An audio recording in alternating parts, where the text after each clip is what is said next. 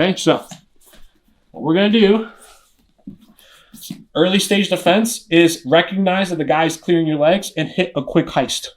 So what I do from here is that as I'm sitting down and I feel him start to hurdle, my hand hits the mat. Once my hand hits the mat, I immediately come up for a heist.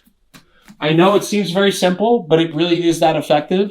And very good guillotine artists, which there's some of them out there, you'll notice that as soon as they feel something start to go wrong with the guillotine, they'll immediately start to put a hand down on the mat and they'll start to heist. So again, I start to sit for the guillotine. As I sit, angel hurdles, I put my hand down on the mat, and I start to heist. That's the first early stage defense.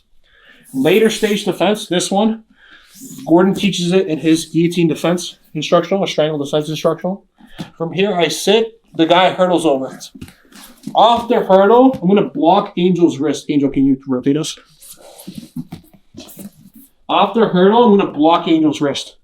So I post to the elbow, post to the forearm, or grip the wrist. Off that wrist grip, what I'm going to do is I'm going to tuck towards that wrist grip, turn over, and I use that to reverse the position on Angel. Essentially what's happening is I'm taking away Angel's base of support on that side, right? By blocking it in place. If I didn't block it in place, Angel would be able to base out, and I don't want him to base out. Okay, so let's look at that again. I'm sitting through for a guillotine. As I sit for the guillotine, Angel hurdles over. From here, I block a wrist. If he's around my waist, I block an elbow. Off that elbow block, I come down to my shoulder. And off that shoulder, I bring knees to chest, roll through, and I come up on top. Once I come up on top, I'm ready to continue attacking my guillotine to my front headlock.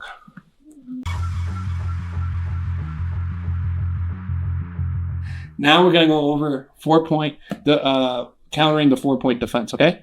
Another very effective means of defense that your partner can employ is the 4-point, okay? Essentially what the 4-point looks to do is it looks to put you in a posture where it's hard, again, for him to connect his legs to your body. And as you're making it hard for your opponent to connect your hips to your body, the 4-point extracts your head out and away from the submission, okay? So it looks something like this. I try to draw Angel in to the submission. Angel does a good job of 4-pointing. Good. And starting to pull out and away from me. It's hard for me to connect my hips then because his hips are up and away. In addition to this, Angel can use the 4-point to slip his head and now start to get out of the guillotine danger. Let's look at that one more time from this angle, Angel. So I'm here. Say, even if I'm going to go close guard, right? If Angel's hips stay down, I can lock a close guard. But as he 4-points, look, I can't even lock a close guard. Like, how am I going to get my hips up to him? It's really difficult. From here, Angel starts to shake, shake, shake, and the head starts to come out, okay? There's a few different methods he can use to get the head out. He can use elbow passes. He can shake in position, whatever the case is, okay? But in either case, what we're going to do in reaction to Angel's 4-point is that when Angel goes to 4-point, good, 4-point, start to pull out, go out. I'm going to use that as an opportunity to start hitting my double quichi. Angel, I need you to pull because if you don't pull, I'm going to pull you back down. Exactly. Off of that, I'm going to block double quichi. I'm going to start to send him backwards with a double quichi gari in reaction to his 4-point. Remember, he has to pull with the 4-point. Angel, go down. He has me in a front headlock. If I don't pull aggressively in my 4-point, he's going to draw me back in every time. Just draw me back in and connect to me again. Go. Good. You got to go ahead. Finish me. He's going to draw me back in and pull every time.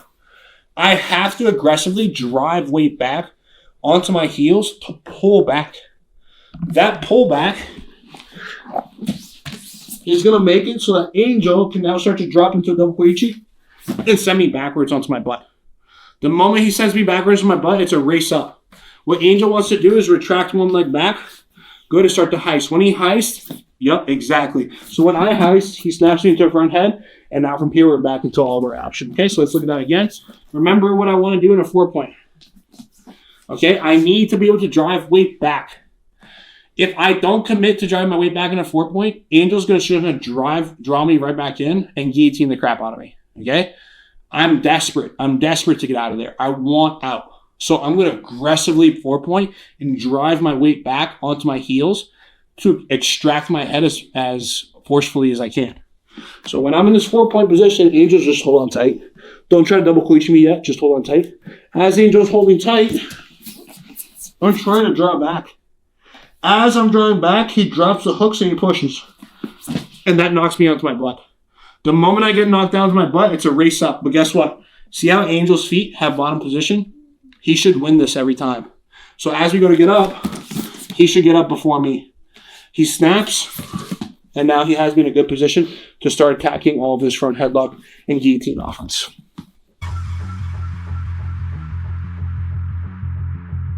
Okay, so let's talk about the difference between reactive and proactive guillotines. There's essentially two ways, if you want to be very simplistic.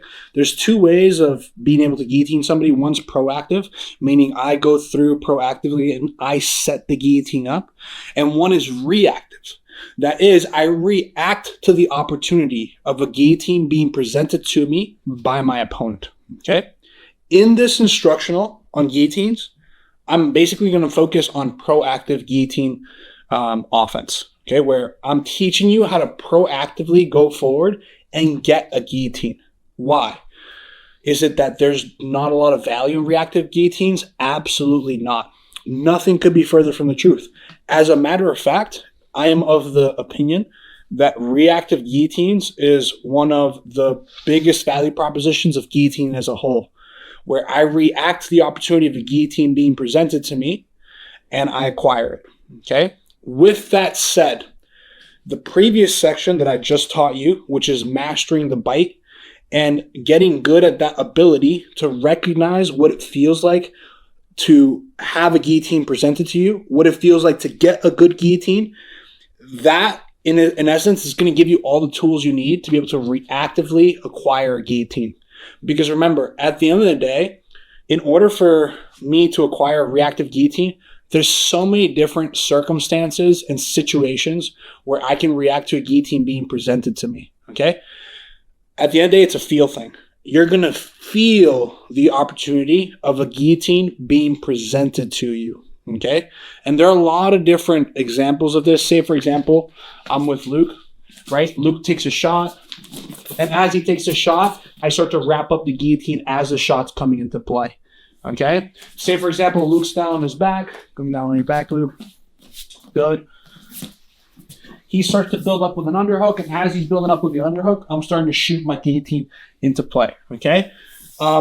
Again, these are both examples of reactive guillotines that as my opponent